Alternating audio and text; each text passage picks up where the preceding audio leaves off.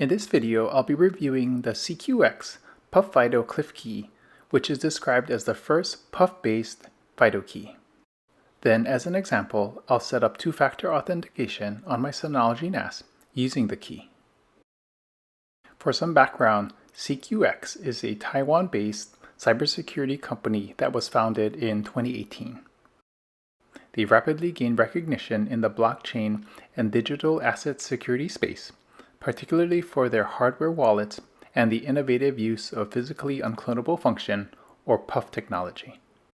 Which leads to the question, what exactly is physically unclonable function, or PUF? From my understanding, PUF is a security implementation that uses the random physical variations that occur during the manufacturing of microchips. No two chips are exactly the same, leading to differences in physical and electrical characteristics. Think of this as digital fingerprints for each individual chip. What this allows is on-demand key generation without needing to store the private key on the device itself.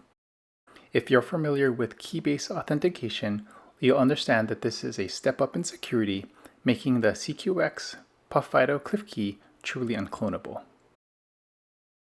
I'd imagine most of you are familiar with YubiKeys, and I've created a video on securing your Synology NAS with a YubiKey, which I'll link to in the description below.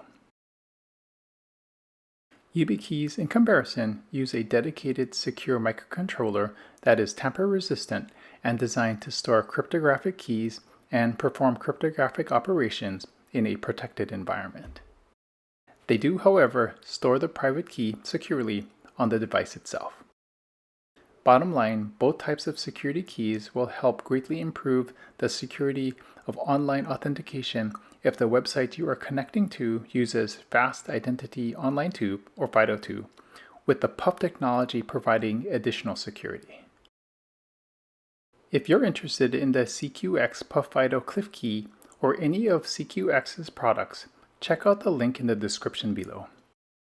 This is an affiliate link that allows me to earn a small commission from your purchase at no additional cost to you. You can also save 10% on your order by entering the discount code DigitalAloha during the checkout process. Let's go through an example of using the SecuX PUFido Clife Key by setting it up as the second factor in a two-factor authentication configuration to log on to DSM on a Synology NAS. To begin, your Synology NAS needs to have a valid domain name, so we'll set up a DDNS hostname by going to Control Panel, select External Access, then DDNS. Click Add. We'll use Synology as the service provider and enter in a hostname you'd like to use. Click Test Connection to confirm your NAS has access to Synology's DDNS servers. If the status reads normal, check the box to get a certificate from Let's Encrypt, set it as default, and click OK. Click OK on this warning pop-up window and wait for the web server to restart.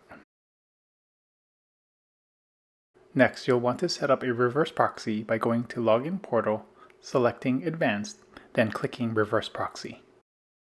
Click Create to open the Reverse Proxy Rules window. Enter in a name for your reverse proxy. For source, set the protocol to HTTPS. Enter the DDNS hostname you created earlier for hostname and set the port to 443. For destination, keep the protocol as HTTP. Enter localhost for the hostname and set the port to 5000, then click Save. You'll then want to configure your router to port forward port 443 to the corresponding port on your Synology NAS.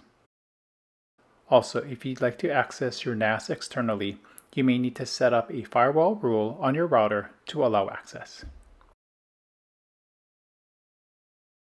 Now, if everything is set up properly, you should be able to switch to using the DDNS hostname through HTTPS to access DSM and log in with the account you'd like to set up with two-factor authentication. Once you're logged in, click the user icon in the upper right corner of the DSM window, select Personal, then Security. Under Sign In Method, select Two-Factor Authentication. Then from the Setup Two-Factor Authentication window, select Hardware Security Key and enter your current password in the Verify Your Identity pop-up window. Next, select USB key passkey for the key type, click Next, then plug the key into a free USB-C port on your computer. You'll then want to click the button on the key itself to proceed. From the Two-Factor Authentication has been turned on window, give the security key a name. Install an Authenticator app on your mobile device if you don't already have one set up. Then finish configuring the Authenticator application.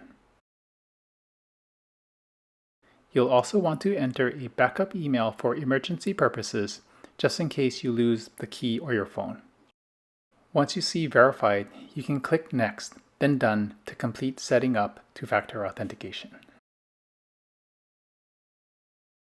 Once done, sign out of DSM and sign back in with your password.